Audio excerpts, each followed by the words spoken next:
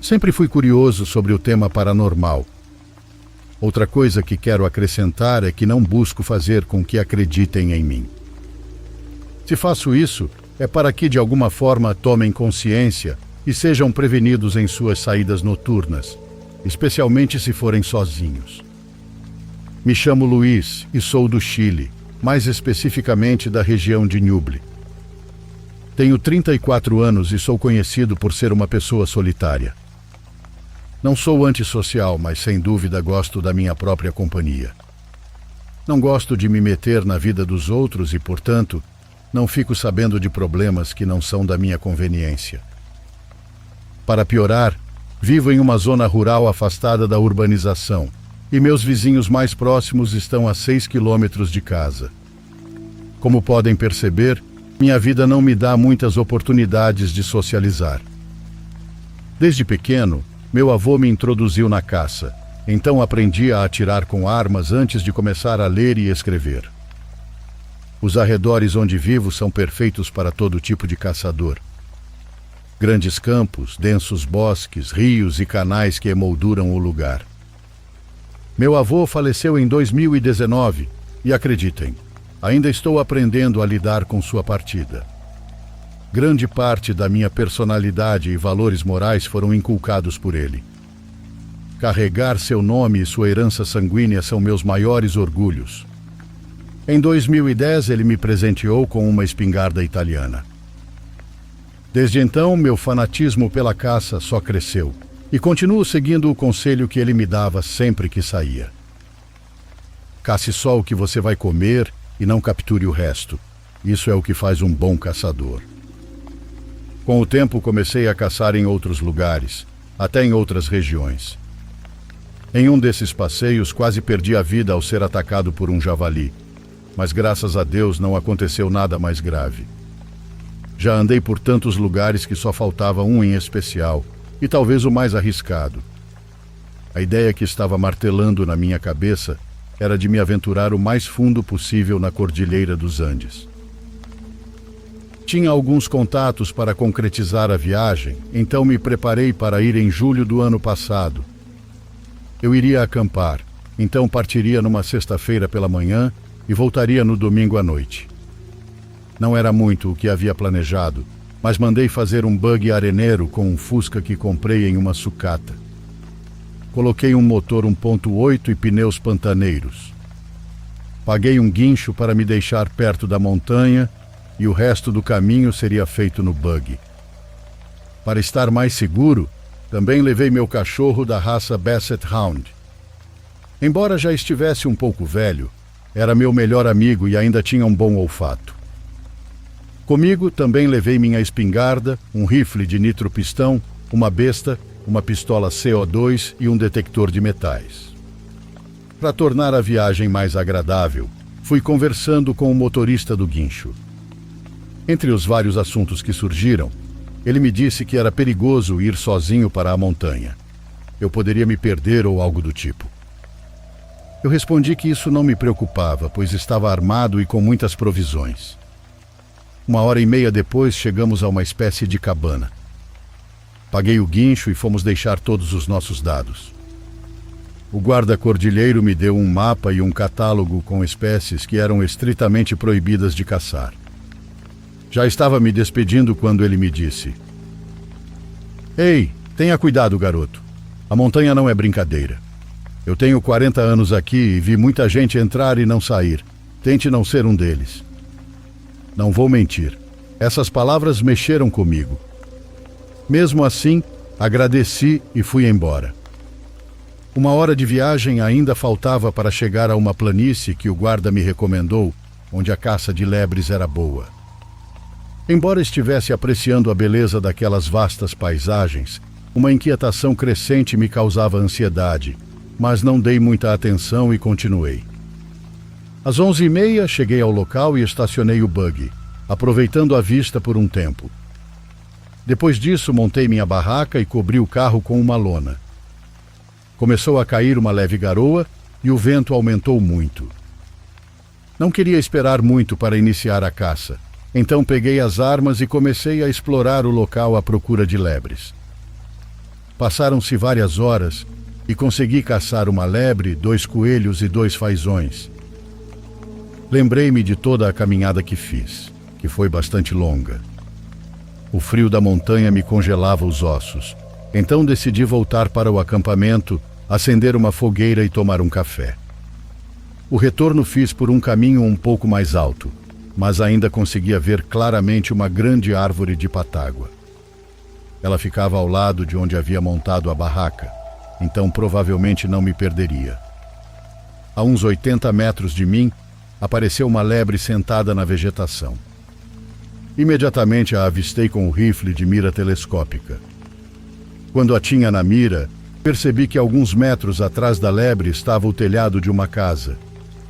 Só vi uma parte, pois o restante estava coberto por sarça. Isso me desconcertou um pouco, e quando voltei a atenção, meu cachorro estava atrás da lebre. Ele havia se infiltrado no bosque. Esperei alguns minutos para ele voltar, e uma vez juntos, decidi ir até a casa. Ainda não tinha chegado quando percebi que estava completamente abandonada. As paredes de madeira estavam caindo aos pedaços de podres. Percebi que a porta estava fechada, mas não com chave. Cobri o rosto com um pano embebido em álcool do meu kit de primeiros socorros e entrei para inspecionar. De fato, a casa estava abandonada, mas tinha móveis e outras coisas cobertas de poeira. Em um dos quartos, havia uma cama e roupas cheias de teias de aranha. Sem pensar muito, peguei algumas coisas, como uma faca e um rádio antigo que estava sobre uma mesa. Depois saí para a parte de trás da casa.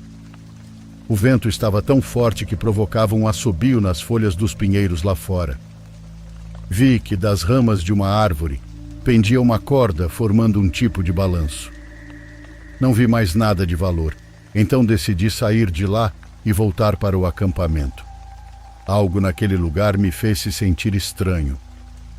Parecia que o interior estava impregnado de um grande sentimento de angústia e tristeza, algo que parecia penetrar na mente.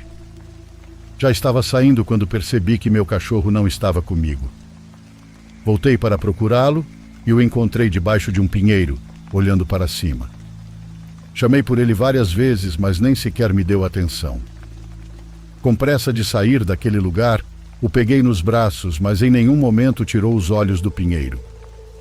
Ao chegar à barraca, retirei o couro dos animais, preparei uma sopa instantânea, fumei alguns cigarros e percorri alguns metros com o detector. Encontrei alguns pedaços de metal sem valor e outras coisas insignificantes. No final, fui me aquecer na fogueira, pois o frio estava intenso. Era aproximadamente 8 da noite quando uma forte chuva me obrigou a se deitar. Com as bebidas energéticas e algumas xícaras de café, fiquei hiperativo e não conseguia dormir. Virei de um lado para o outro como um frango no espeto, sem saber o que fazer. Acendi mais alguns cigarros e comecei a assistir a vídeos que havia guardado previamente na galeria do celular, pois, obviamente, em lugares assim não há sinal de telefone. Já estava mais calmo quando ouvi um barulho vindo de fora. Parecia muito com um apito interminável. Prestei mais atenção e percebi que era o som do detector de metais. Fui verificar o bug, mas ao chegar, percebi que o detector não estava lá. O som vinha um pouco mais à direita. Fiquei surpreso, pois tinha certeza de que o havia guardado. Sem entender o que estava acontecendo, fui em direção ao som. Notei que ele vinha de um lugar mais abaixo, então chamei meu cachorro para me acompanhar, mas ele não apareceu. Sem outra opção, peguei a espingarda e fui direto em direção ao som. Fiquei parado e imóvel ao notar que o barulho do detector vinha do interior da casa abandonada. Naquele momento, fui invadido por um sentimento de vulnerabilidade. Não sou idiota e sabia de imediato que aquilo não era normal. Tirei a trava da espingarda e entrei na casa com uma lanterna presa à cabeça. Notei que o som vinha da parte de trás da casa, no quintal. Olhei pela janela que não tinha vidro e vi que meu cachorro também estava lá. Ele estava embaixo do pinheiro, olhando para cima. O detector que eu procurava estava ao lado dele, fazendo ruídos estranhos. Enquanto observava, a porta que dava para o quintal se abriu sozinha. A porta abria para dentro e o vento batia contra a casa. O lógico seria que ela fechasse com força, mas não foi isso que aconteceu. Fui até onde estava o cachorro para que ele me seguisse, mas ele não quis. Mais uma vez, precisei pegá-lo nos braços e levei o detector. Tinha avançado uns 10 passos quando ouvi um estalo forte vindo de um dos galhos do pinheiro. Assustado, me virei para ver o que estava acontecendo e me deparei com algo que não consigo explicar. Todo o pinheiro se movia violentamente por causa do vento, exceto um galho que estava inclinado para baixo, como se alguém o estivesse puxando. Dei um salto quando meu cachorro começou a chorar como se estivesse sendo espancado. Saí correndo apavorado, sem olhar para trás, até chegar à barraca. Deixei o detector no buggy e entrei na barraca com a espingarda e o cachorro nos braços. Por um momento pensei que as bebidas energéticas estavam me fazendo delirar, mas no fundo algo me dizia que não era isso. Graças a Deus, consegui dormir por volta das 2 da manhã. Só acordei por volta das 8 e senti uma forte dor de cabeça enquanto pensava no que tinha acontecido na noite anterior. Por mais que tentasse, não conseguia encontrar uma explicação. De qualquer forma, não ia arruinar minha aventura de caça pensando nisso. Também notei que meu cachorro novamente não estava na barraca. Ele tinha saído por um dos fechos mal fechados. Preparei meu café da manhã e fui caçar novamente. Como meu cachorro não voltou, saí sozinho. Dessa vez decidi ir mais longe e caminhei por cerca de 4 horas. Foi uma boa caçada, porque voltei com vários peixes que consegui pegar com uma rede. Para mim, isso já era suficiente. Então decidi voltar. Eram mais ou menos 5 horas quando passei novamente pela casa abandonada. Lembrei-me do que vi na noite anterior e nem de longe pensei em entrar. Estava passando na frente quando ouvi um som vindo do interior.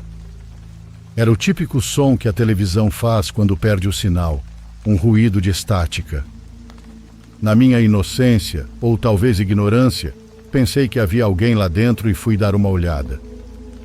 O que vou descrever a seguir parece tirado de um filme ou pesadelo, algo que só acontece na ficção, mas juro que aconteceu exatamente como vou contar.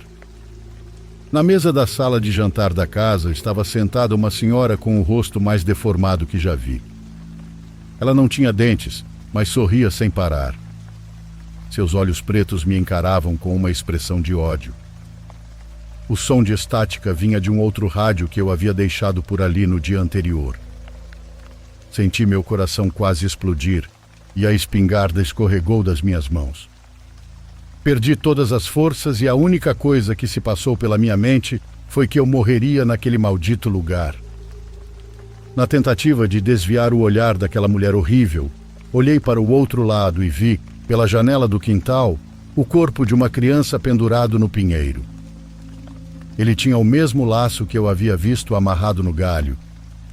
Senti o frio dos Andes percorrendo meu corpo. Nunca na vida senti algo assim, e tenho certeza de que nunca voltarei a sentir um medo tão grande. Fiquei paralisado, e diante de uma cena tão terrível, geralmente não há esperança a que se agarrar. Mas comigo aconteceu um milagre. Levei a mão ao coração, fechei os olhos e disse: Meu Deus, não sei se este é meu fim, mas se for, aceito a tua vontade. Perdoe meus erros, e te peço para ver meu avô quando não estiver mais aqui. Fiz o sinal da cruz como pude e rezei um Pai Nosso. Então o barulho do rádio cessou completamente. Apenas ouvia o vento e os latidos do meu cachorro à distância. Quando abri os olhos, ela havia desaparecido. Peguei minha espingarda e corri dali. Sabia que precisava ir embora daquele lugar imediatamente.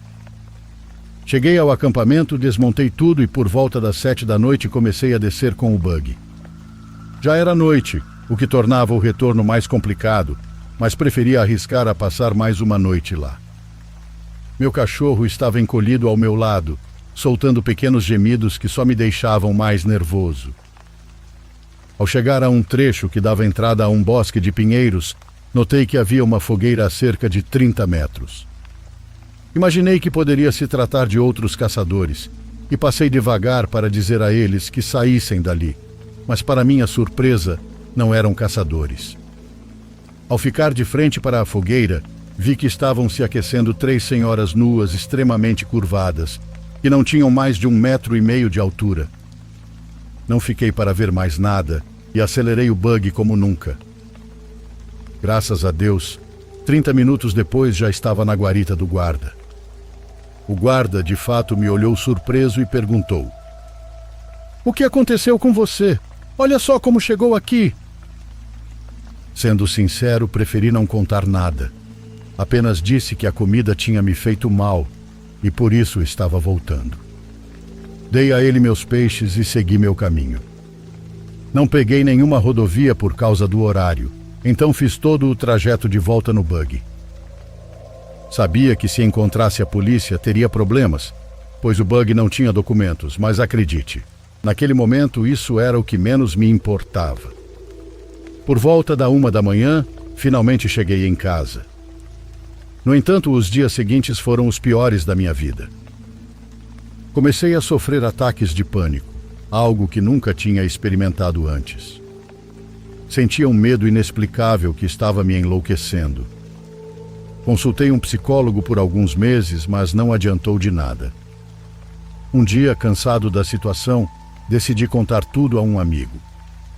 Apesar de ter a impressão de que ele não acreditou, ele me disse que em um povoado vizinho havia uma senhora chamada de curandeira por lá. Ela seria algo como uma bruxa branca. Sem pensar muito, fui procurá-la. Expliquei tudo o que tinha acontecido e, ao terminar de contar, ela me disse: "Isso que você carrega é muito grave. Volte amanhã com a primeira urina do dia, uma peça de roupa sua e aquele aparelho que mencionou, o que faz barulho." Ela se referia ao detector de metais e perguntei por que ela precisava do aparelho. "É que o que você viu te seguiu e está aí. Se você trouxer, poderei descobrir com o que está lidando", respondeu. No dia seguinte, às 8 da manhã, eu já estava parado em frente à porta dela, esperando. Entreguei a ela o que pediu e ela ficou olhando minha urina por um tempo. Depois, entrou em outro cômodo e, de maneira firme, ordenou que eu esperasse ali. Alguns minutos depois, comecei a ouvir uma espécie de choro vindo do cômodo onde a curandeira estava. Após meia hora, ela finalmente saiu. Não sei se devo acreditar ou não em suas palavras, mas isso foi o que ela me disse. "A mulher que você viu era uma bruxa, e o menino pendurado era filho dela. Essa mulher se entregou ao demônio em troca de vitalidade e poder. Sobre o resto, só posso te aconselhar que não é bom saber algumas coisas com tanta profundidade. Fique tranquilo, porque você vai se recuperar. Só precisa tomar isso aqui." Ela me entregou um punhado de ervas e acrescentou que eu nunca deveria voltar à Cordilheira dos Andes. Disse que eu estava vivo graças à minha fé em Deus e ao meu cachorro. Os animais são criaturas puras de coração e têm o poder de afastar o mal. Agradeci pela ajuda e em poucos dias percebi uma mudança em mim. Melhorei completamente e até hoje nunca mais aconteceu algo parecido. Continuo saindo para caçar, mas não vou mais a lugares tão isolados. Acredite, minha história parece incrível, mas não conto isso para zombar de ninguém. Resolvi compartilhar com vocês para alertá-los. Em suas saídas noturnas, tenham muito cuidado. Talvez você ache que está sozinho, mas, quem sabe, pode estar mais acompanhado do que imagina. Desde já agradeço pelo espaço e por ouvirem minha história.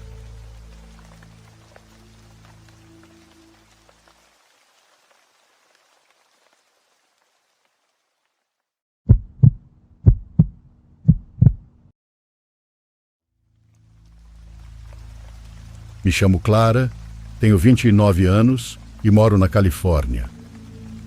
Trabalho de casa, o que adoro, porque sempre fui alguém mais introvertida. A casa onde moro é simples, mas confortável. E embora meu bairro não seja o mais animado, tem algo de tranquilidade que me ajuda a me concentrar no trabalho. Meus dias são bem rotineiros. Acordo, preparo café, sento-me na frente do computador e passo horas no meu escritório, que fica em um canto da casa. De lá tenho uma vista direta para a casa dos meus vizinhos. Não é que eu goste de espiar nem nada, mas a janela do meu escritório fica bem em frente ao quarto da filha da minha vizinha. Ela tem 17 anos e sempre parece estar em seu próprio mundo, grudada no celular, como qualquer adolescente hoje em dia. Não somos próximas nem nada, mal a saúdo quando a vejo na rua. Nunca aconteceu nada estranho com eles, até que um dia, há pouco tempo, algo começou a mudar. Foi algo tão sutil no começo que não percebi o quão estranho era, até já estar muito envolvida no assunto. Tudo começou uma tarde enquanto eu trabalhava no computador. Abri as persianas do meu escritório, como sempre, para que entrasse luz natural. Então a vi. A filha da minha vizinha estava espiando pela janela, me olhando fixamente. Ela me acenou com a mão e eu, um pouco surpresa, devolvi o aceno. Não era algo que ela costumava fazer, porque, como mencionei, ela nunca foi muito sociável. Pensei que fosse algo casual e segui com o trabalho, mas percebi que ela não foi embora. Ela ficou lá, me observando.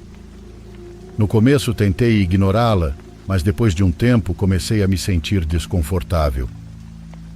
Com isso, fechei as persianas para não precisar vê-la mais e me disse que provavelmente era uma bobagem, algo sem importância. No entanto, no dia seguinte aconteceu de novo. Assim que abri as persianas, lá estava ela, me olhando da janela. Ela me acenou de novo e, embora eu tenha sentido algo estranho, devolvi o aceno por educação. Dessa vez o olhar dela estava mais fixo, como se estivesse esperando algo de mim. Isso continuou por vários dias. Era como se ela soubesse exatamente quando eu estava no meu escritório. Cada vez que levantava as persianas, lá estava ela, parada e me observando. Deixei de me sentir tranquila no meu próprio espaço, então decidi mudar de lugar e trabalhar na sala, onde eu podia abrir as cortinas sem me preocupar com os olhares constantes. Alguns dias depois, fui fazer compras e encontrei minha vizinha. A saudei e, aproveitando que estávamos ali, mencionei sobre a filha dela. Comentei de forma leve que tinha notado que ela andava se espiando muito pela janela e me acenando. A reação da minha vizinha foi totalmente inesperada.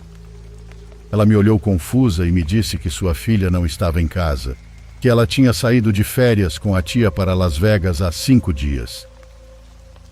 Fiquei paralisada por um momento, processando o que ela acabara de dizer. Perguntei se alguém mais estava usando o quarto dela, mas ela, visivelmente incomodada, negou com a cabeça. Ela me confessou que tinha ouvido barulhos estranhos vindo do quarto, mas sempre que ia verificar não encontrava nada fora do lugar. Não sabia o que responder, então me atrevi a descrever o que eu tinha visto. Falei de uma garota idêntica à filha dela, espiando pela janela todos os dias e me acenando. Minha vizinha, ao ouvir isso, ficou ainda mais pálida. Ficamos em silêncio por um momento antes de nos despedirmos, cada uma voltando para sua casa com uma sensação de inquietação que não conseguia dissipar. Naquela noite não consegui dormir direito, não conseguia parar de pensar naquela figura que se parecia com a filha da minha vizinha. O jeito como me olhava, tão fixo, tão vazio, não era algo que eu associasse a uma adolescente normal. Os dias se passaram, e embora eu evitasse o meu escritório a todo custo, não conseguia evitar olhar para a casa da minha vizinha sempre que passava por ali. A janela estava sempre do mesmo jeito, e embora nunca mais tivesse visto aquela menina, a sensação de estar sendo observada não passava. Quando as férias da filha terminaram e ela voltou para casa, me senti um pouco mais tranquila, mas algo ainda não se encaixava. Por pura curiosidade, Um dia perguntei diretamente a ela se tinha estado em casa durante o período das férias. Sua resposta foi enfática. Não, ela disse que nem se comunicou muito com a mãe porque estava se divertindo com os primos. Desde então, a janela do quarto dela permanece fechada e ela nunca mais espiou. Mas eu continuo sentindo esse desconforto. Tento esquecer, mas não consigo deixar de ver aquele olhar do outro lado, de algo que talvez fosse o doppelganger daquela garota.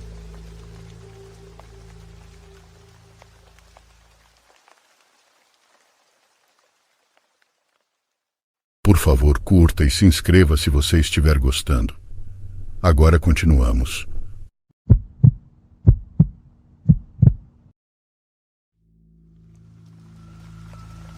Minha família tem uma pequena casa de férias no Colorado. Meus pais são esquiadores ávidos, o que foi o principal motivo para comprar esse imóvel. A casa está na família desde antes de eu nascer.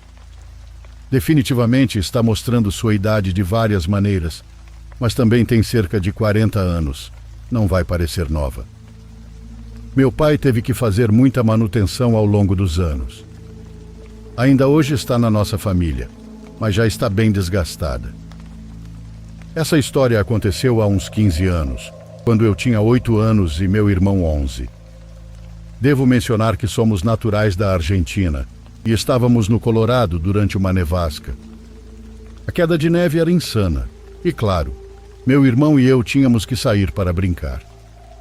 A melhor coisa de ir lá quando éramos crianças era a quantidade enorme de espaço. A propriedade tem uma grande área aberta, cercada por árvores em todas as direções. Há uma estrada sem saída que desce até algumas propriedades quase igualmente grandes. Era o cenário perfeito para brincar de esconde-esconde, guerras de bolas de neve ou outros jogos do tipo. Meu irmão Léo e eu saímos com nossas roupas de neve para brincar de guerra de bolas de neve, com nossas próprias regras personalizadas. Basicamente montávamos 2 fortes e podíamos escolher eles em qualquer lugar, mas tínhamos que dizer um ao outro onde estávamos escolhendo. Depois fazíamos uma bola de neve gigante que era o tesouro que precisávamos roubar do forte do outro e levar de volta para o nosso. Léo escolheu fazer o seu na propriedade vizinha mais próxima. Quase nunca havia carros lá. 9 em cada 10 vezes que íamos, o lugar estava vazio. Por isso, frequentemente brincávamos na propriedade deles também, já que nunca estavam. Construíamos pequenas paredes para imitar um forte e colocávamos a bola de neve gigante atrás deles. Para chegar ao forte do outro no jogo, podíamos atravessar a floresta ou pegar a estrada. Quando Léo correu pela estrada e desapareceu, eu deveria esperar que ele apitasse para sinalizar o início do jogo. Esperei mais de 5 minutos. Ele já tinha montado seu forte, então tudo o que precisava fazer era voltar lá e apitar. Quando passou cerca de 10 minutos, decidi que provavelmente não conseguia ouvir o apito dali. Então comecei a planejar meu trajeto. Escolhi a estrada porque, honestamente, atravessar a floresta durante uma nevasca naquela idade era algo assustador. Comecei a caminhar pela neve não removida, com flocos de neve batendo no meu rosto.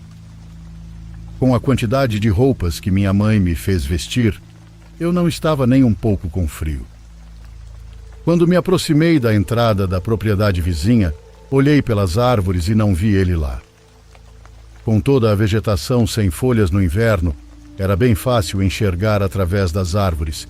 Então entrei na propriedade para me aproximar, mas Léo literalmente não estava em lugar nenhum.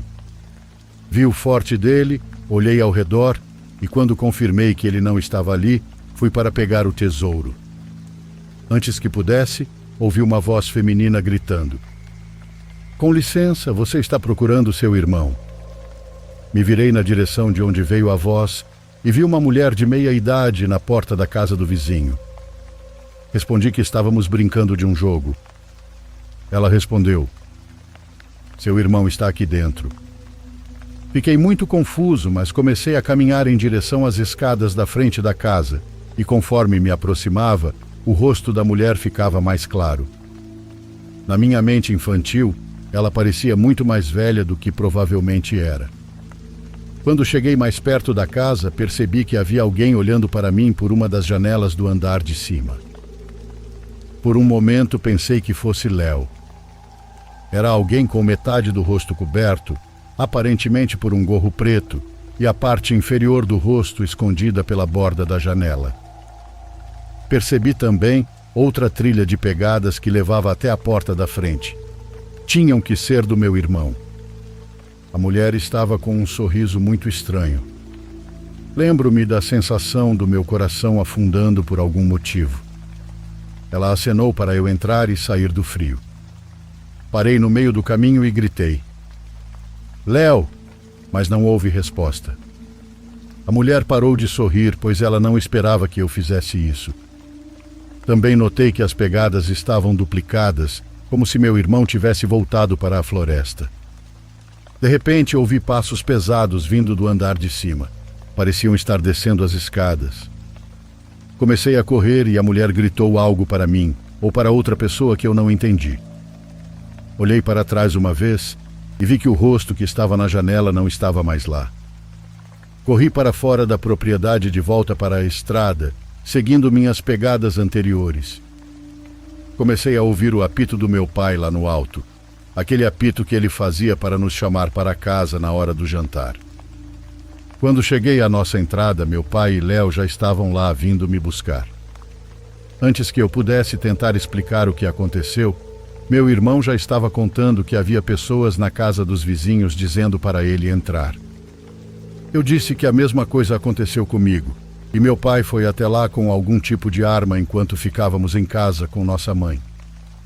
Ele voltou depois de um bom tempo dizendo que a porta da frente estava trancada e ninguém respondia.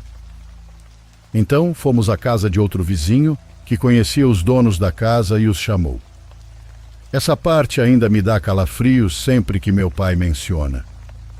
Os donos daquela casa não estavam lá naquele fim de semana. Ninguém deveria estar naquela casa. Chamaram a polícia e meu irmão e eu tivemos que descrever a mulher para um dos oficiais. Depois disso, não fomos mais envolvidos. Segundo meu pai, a porta dos fundos estava destrancada e a casa foi investigada, mas não encontraram nada. Depois daquele dia, evitamos brincar naquela propriedade, só pela sensação assustadora daquela memória. Graças a Deus, não entramos naquela casa.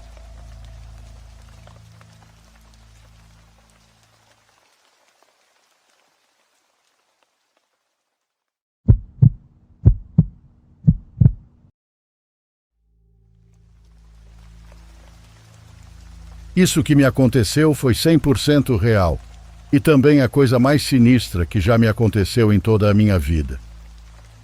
Vejam, há algum tempo eu era caixa de uma OXXO que ficava aqui no interior de São Paulo. Às vezes eu trabalhava no turno do dia e outras vezes à noite. Foi durante um desses turnos noturnos que isso aconteceu. Eu cheguei ao trabalho como de costume. Tudo estava normal até que entraram dois caras muito suspeitos, mal vestidos e mal falados. Um deles carregava uma mochila preta e foram direto para o fundo da loja, onde ficam os refrigeradores. Eles ficaram um bom tempo lá com a porta aberta, na seção onde estão as cervejas. Eu não os observei o tempo todo, pois estava atendendo outros clientes que entraram depois. Quando terminei de atender esses clientes, vi que eles já estavam fechando a porta e se dirigindo ao caixa. Eles pagaram por várias latas de cerveja e saíram imediatamente, arrancando com força em sua caminhonete luxuosa. Passou bastante tempo depois disso, e mais ou menos à 1 da manhã, chegaram alguns jovens na janela para comprar cerveja. A essa hora, a loja já estava trancada, e eu tinha que pegar as coisas e entregá-las pela janelinha. Então, me dirigi aos refrigeradores para pegar as cervejas que me pediram, mas ao tirar as latas, toquei em algo incomum. Sentia-se como cabelo. Instintivamente, tirei a mão imediatamente e olhei para baixo para ver o que havia tocado. Era uma cabeça humana de um homem. Eu gritei com todas as minhas forças, apavorado com o que vi. Ao ver aquela cena grotesca, corri para o balcão e peguei meu celular. Os jovens estavam muito confusos, esperando do lado de fora, e me perguntaram se eu estava bem, mas eu não conseguia responder. Chamei imediatamente a polícia e o gerente do lugar. Pedi aos jovens que se retirassem, e eles o fizeram. Uma viatura chegou e minutos depois meu chefe também. Mostrei o que havia encontrado lá. Eu disse que tinha suspeitas de quem poderia ter feito isso. Aqueles caras que ficaram muito tempo com o refrigerador aberto e que claramente pareciam ser criminosos. Claro que eles nunca foram encontrados. Meu chefe me disse para não investigar o assunto, pois era muito perigoso se envolver nisso. Continuei trabalhando ali por pouco tempo depois disso e em seguida pedi demissão, mas o trauma permanece. Continuo tendo pesadelos e sofro de ansiedade depois desse incidente. A maldade de algumas pessoas é inimaginável.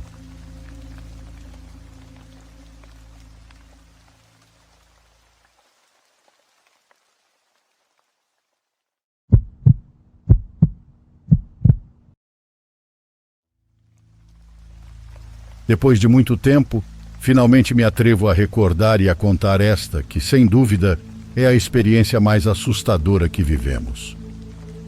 Os protagonistas desta história somos eu e meus amigos Leandro e Yuri.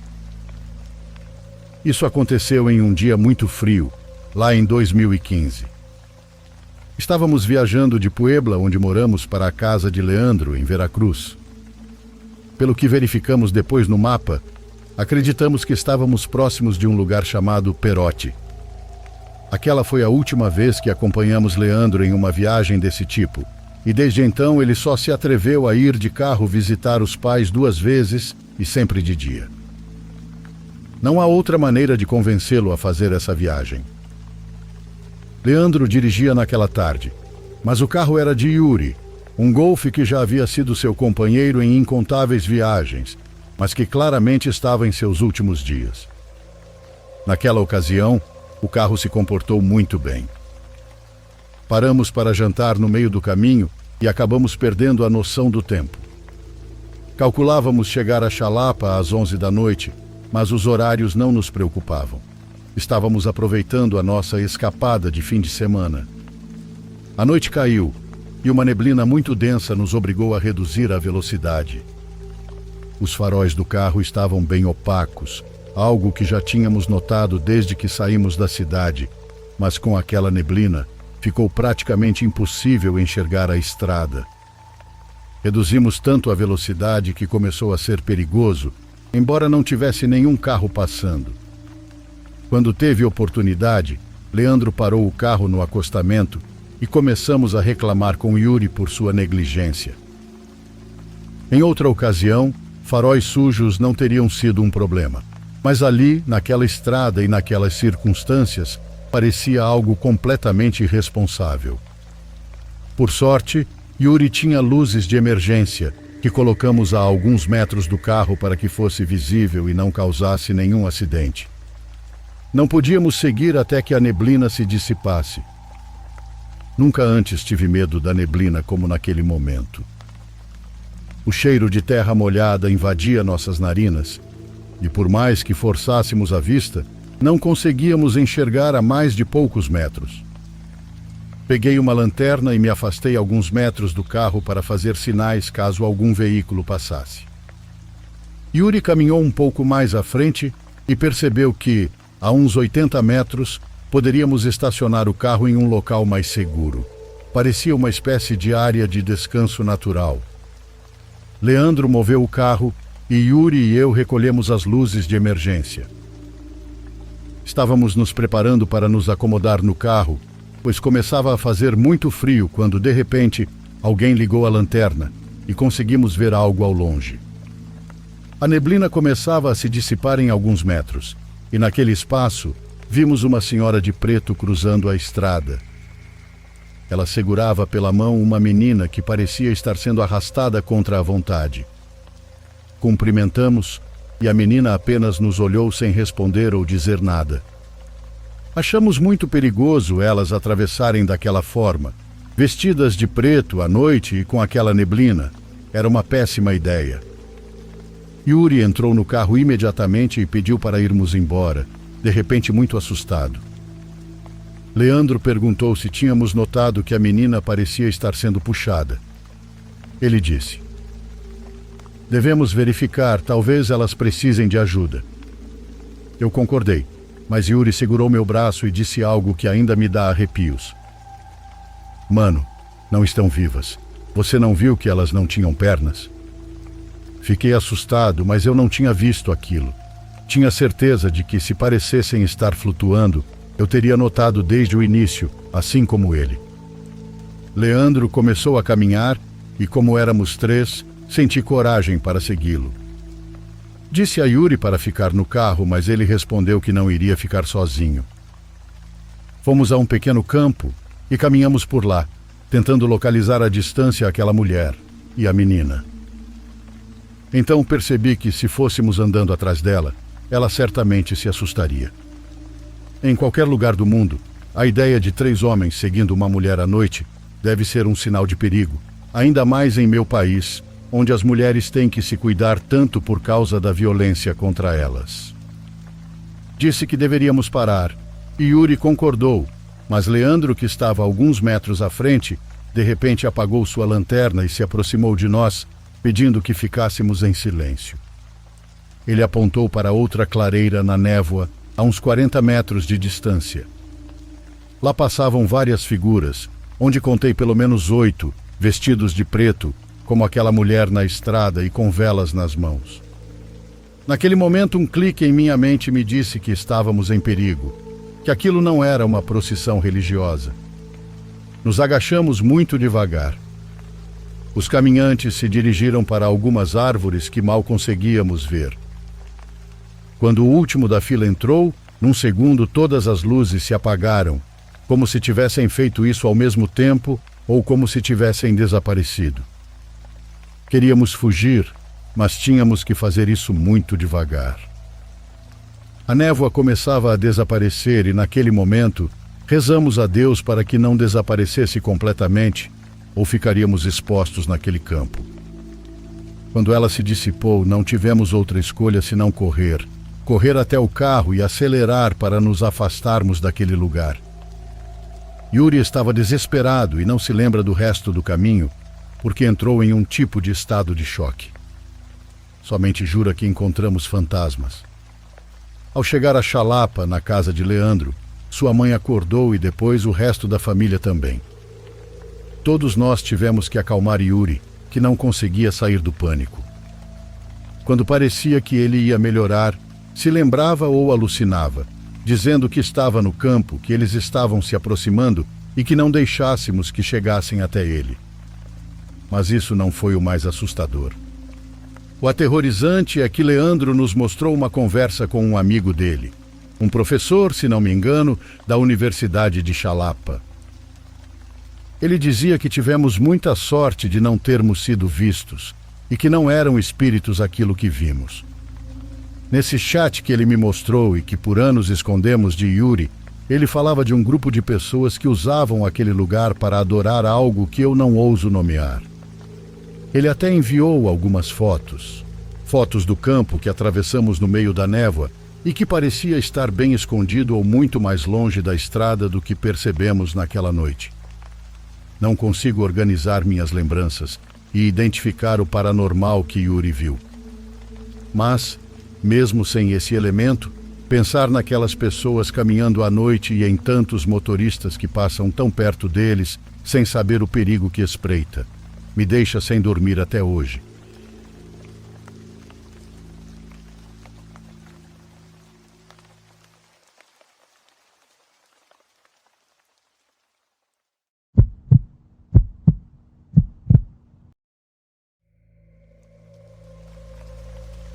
Recentemente cheguei à minha cidade para visitar a família após meses sem vê-los. Aliás, moro na Colômbia. Pedi um táxi no aeroporto e esperei alguns minutos até que um chegasse. Havia muita gente, apesar de ser de madrugada. Quando o táxi chegou, a pessoa que me entregou o bilhete me ajudou com as malas e começou a conversar com o taxista. Já eram quase 4 da manhã. Subi no táxi e esperei enquanto o motorista discutia com o responsável pelos bilhetes. Pelo que ouvi, o taxista não queria me levar. Desci e perguntei se havia algum problema, se era por causa da área para onde eu ia. O taxista disse que não era isso.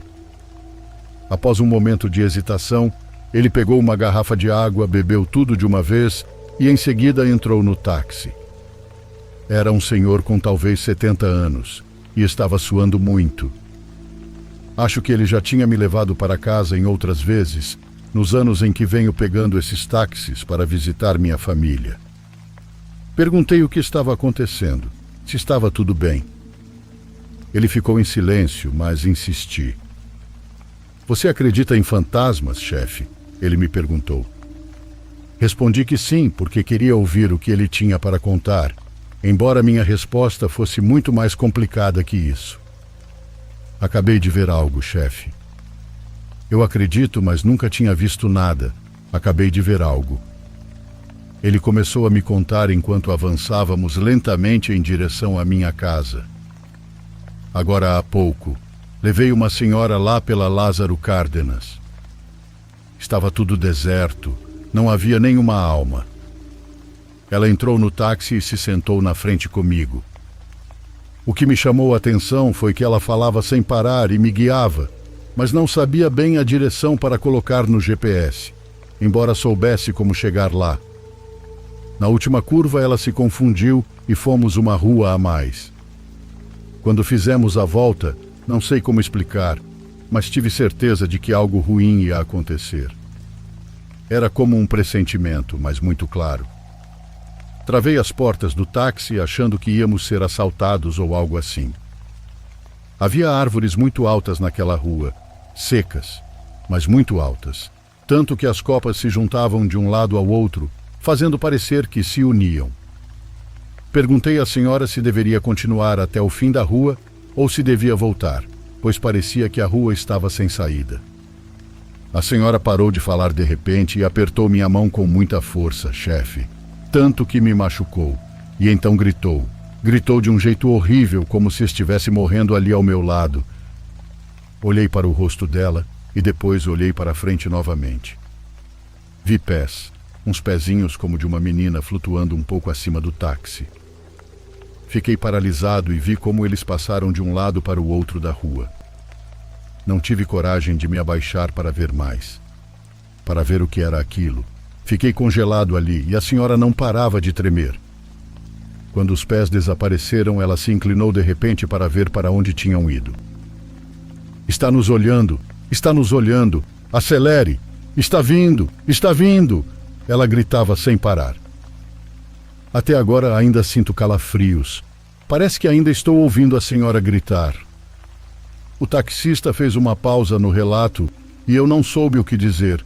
Nunca tinham me contado algo que soasse tão honesto, que tivesse acabado de acontecer, que parecesse tão real, tão possível. Os olhos do taxista estavam cheios de terror. A senhora desceu correndo para sua casa, nem pegou a bolsa, e eu nem percebi que ela deixou a bolsa no carro. Nem pensei nisso. Agora, depois de deixar o senhor, vou levar a mala de volta, e sinto uma sensação estranha ao passar de novo por aquela rua. Acho que ainda dá tempo de ir antes do amanhecer. Mais uma vez, não soube o que dizer. Continuamos o restante da viagem em silêncio. Eu notei como as mãos do senhor tremiam no volante. Quando chegamos à minha casa, desejei-lhe sorte e não sei o que aconteceu depois. Talvez nos próximos meses, quando eu voltar para casa no Natal, o encontre novamente. Talvez ele me conte o resto da história.